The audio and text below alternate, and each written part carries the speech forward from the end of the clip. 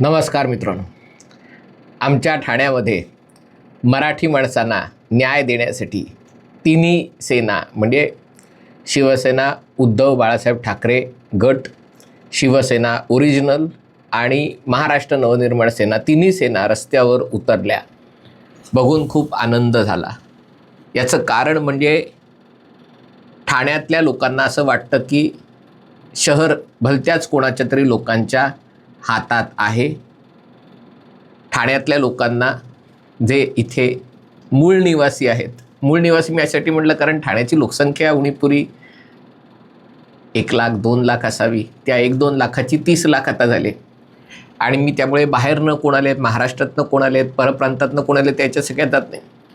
पण जे कायदेशीररित्या ठाण्यामध्ये राहत आहेत, ठाण्याची संस्कृती एक मराठमोळं शहर म्हणून संस्कृती अजूनही बऱ्यापैकी आहे. पण त्यांना आपलं काही चालत नसल्याची जी भावना होते, अर्थात ती भावना फक्त ठाण्यापुरती मर्यादित नाही आहे. महाराष्ट्रातल्या कुठल्याही शहरामध्ये सामान्य माणसाची हीच तक्रार आहे.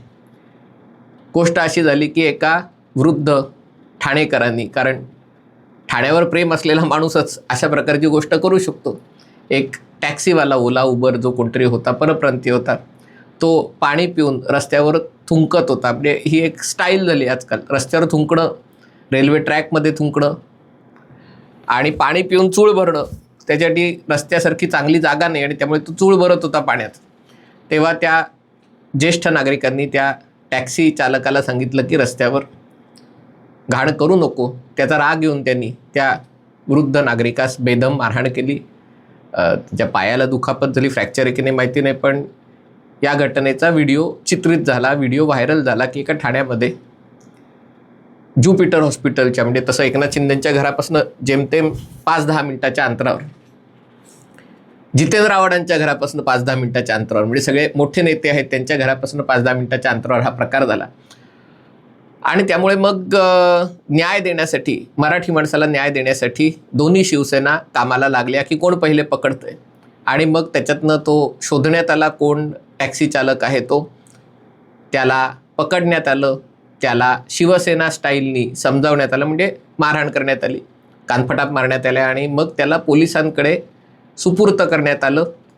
प्रकरण उपमुख्यमंत्री आणि ठाणे जिल्ह्याचे पालकमंत्री एकनाथ शिंदेंकडे गेलं. त्यांनी पोलिसांना फोन करून सांगितलं की याला अटेम्प्ट टू मर्डर त्याचा चार्ज लावा.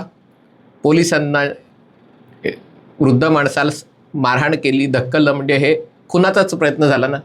आणि त्यामुळे त्यांनी देखील तो चार्ज लावला. म्हणजे खरं पोलिसांनी एरवी लावला नसता, कारण जे लागे बांधे असतात टॅक्सी चालकांची ते बघता त्या वृद्ध नागरिकासच सांगितलं असतं की कशाला काका मध्ये पडता, उगाच कशाला कोणाला आवडायला जाता, सोडून द्या ना.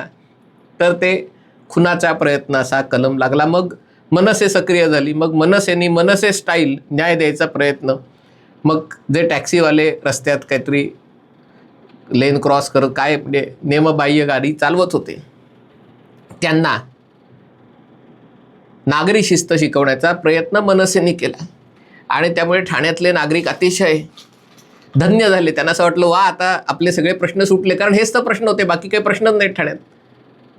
कारण ठाणे रेल्वे स्टेशनच्या बाहेर तुम्ही आलात की त्या रेल्वे स्टेशनला लागून सगळी चायनीज, बुर्जी पाव, चिकन, उकडलेली अंडी, नंतर भेळपुरी, सगळ्या दुकानांचा एकही त्यातला मराठी नाही, सगळे परप्रांतीय आहेत आणि रेल्वे स्टेशनला लागूनच त्यांचा धंदा आहे.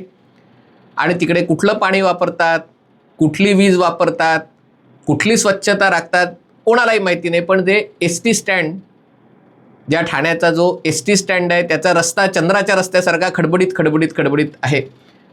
तिकडे येणारे गरीब बिचारे लोक, कारण एस-टीने गरीब बिचारे लोकच प्रवास करू शकतात, त्यांच्या पोटा पाण्याची सोय व्हावी म्हणून हे सगळे दुकानं आहेत. तिकडे सगळी TMTच्या बसेसची रांग लागलेली असते. त्यातले अनेक बस ड्रायव्हर मध्येच बस सोडून काहीतरी तंबाखू मळायला कशाला तरी जाऊन येतात. मग मागे ट्रॅफिक झालं तर झालं. शेवटी तेही सार्वजनिक वाहतूक व्यवस्थेचा भाग असल्यामुळे, लोकांची सेवा करत असल्यामुळे त्यांना ही गोष्ट क्षम्य आहे. त्यांना जर कोणी एका वृद्ध नागरिकांनी सांगितलं की बाबा तू अशी बसमध्ये लावत जाऊ नको किंवा रस्त्याच्या मध्यभागी बस थांबवून लोकांना उतरवू नको, तर त्या माणसालाही कानफटवलं जाईल, याच्यात मला कोणतीही माझ्या मनात शंका नाही. तसंच गोष्ट त्या सगळ्या रेल्वे स्टेशनच्या परिसरात जे सगळे अवैधपणे वेगवेगळ्या प्रकारचे धंदे करणारे लोक आहेत, त्यांना जर कोणी सांगायला गेलं की तुमच्याकडे परवाने आहेत का, तुम्ही कशाला इथे धंदा करता, इथे आग वगैरे लागली तर काय, सॅटिस परिसर इतका गजबजलेला आहे, त्याला तर बुकलून बुकलून मारतील. त्याच्या पुढे गेलं की रिक्षावाले आहेत. आता रिक्षावाल्यांचे कुठे कुठे जसे म्हणलं की त्यांचे पण सगळे लागलेले असतात आणि एक रिक्षांची रांग असते आणि एक रस्ता आहे जो साध्या गाड्यांना जायला आहे, तिथे अनेक रिक्षावाले आणि ते सगळे शांतताप्रिय असतात आणि ते शांततेत त्या रस्त्यावर वाटेल तिथे उभे राहून रस्ता अडवून शेअरिंगवर रिक्षा नेत असतात. त्यांच्यासाठी रांग वगैरे नसते. पण त्यांना कोणी सांगायला गेलं, सगळे परप्रांतीय आहेत ना त्याच्यात, पुन्हा परप्रांतीय अधिक शांतीप्रिय असे लोक आहेत, त्यांना कोणी सांगायला गेलं काका इथे रिक्षा उभी करू नका, ही जागा नाही रिक्षा उभी करायची, त्यालाही कानफटवलं जाईल.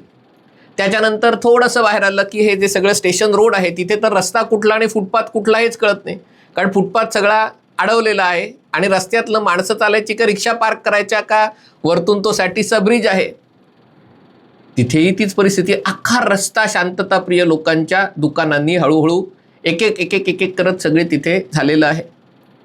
तिथेही कोणी अडवायला नाही, कोणी अडवायला गेलं तर तिथेही मुस्काट फोडलं जाईल आणि म्हटलं जाईल हे तू तुझं काम कर ना शाण्या, कशाला इथे आम्हाला ज्ञान देतोस. आणि हे सगळ्यांच्या डोळ्या देखत राजरोसपणे सुरू आहे, राजरोसपणे. तीच गोष्ट पुढे म्हणजे रिक्षावाले जे बरेचसे आता परप्रांतीय आहेत, मराठी भाषिक रिक्षावाले किती आहेत माहिती नाही, 20-25% असतील, तेवढे पण असतील की नाही माहिती नाही. उलटी गाडी चालवत येतात बरेचदा, म्हणजे वन वे जिथे जिथे गाड्या अशा जातात तिकडे अशा गाड्या चालवत येतात, कारण त्यांना सगळा स्टेशनला वगैरे वळसा घालून द्यायचा तर खूप गॅस जळतो आणि पोलीस असतात, ट्रॅफिक पोलीस, त्यांनाही सगळं दिसत असतं. पण पुन्हा नातेसंबंध असतात आणि नाती टिकवायची असतात आणि त्यामुळे मग ते रिक्षावाले, मग तिकडे ऑफिसवरनं थकून भागून आलेले लोक ज्यांना घोडबंदर रोडला इकडे तिकडे जायचं असतं, वागळे इस्टेट वगैरे, ते बिचारे जसा एक उपाशी वाघ, सिंह किंवा तरसच म्हणणं जास्त योग्य, रिक्षा पकडायला बघत असतात की कुठली रिक्षा मिळेल. ते रिक्षावाले त्यांना अजिबात दाद लागून देत नाही. जवळच्या ठिकाणात तर कोणी येतच नाही, मीटरवरनं वगैरे तर जायचा प्रश्नच नाही. त्यांनाही तुम्ही जर कायदा शिकवायला गेला तर तुम्हाला मारहाण झाल्याशिवाय राहणार नाही. आणि अशी परिस्थिती थ्रू आउट पुढपर्यंत आहे. म्हणजे मी खूप स्टेशनच्या अगदी जवळच्या भागात, ती दादा पाटील वाडीत तर अख्खा रस्ता खाऊ गल्ली झालं, तिथे इतका ट्रॅफिक जाम असतो, गाड्या येत असतात जात असतात, बस एवढ्या मोठमोठ्या TMTनी घेऊन ठेवले, ते अडकून बसतात मध्येच.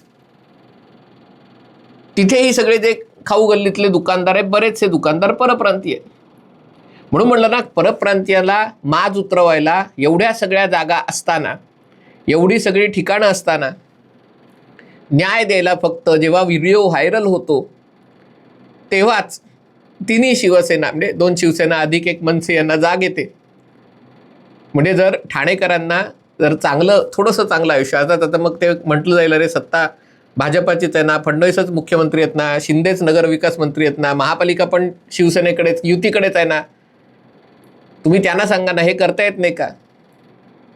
पण ही परिस्थिती राज्यात सगळीकडे आहे आणि याच्यामध्ये रिक्षावाले, टॅक्सीवाले, अवैध ठेलेवाले, दुकानदार हे कुठले आहेत आणि त्रास होणारा लोक हे कुठले आहेत हे मी सांगायची गरज नाही आहे. पण अशा प्रकारच्या परिस्थितीतनं माणूस कुंथत आयुष्य काढत असताना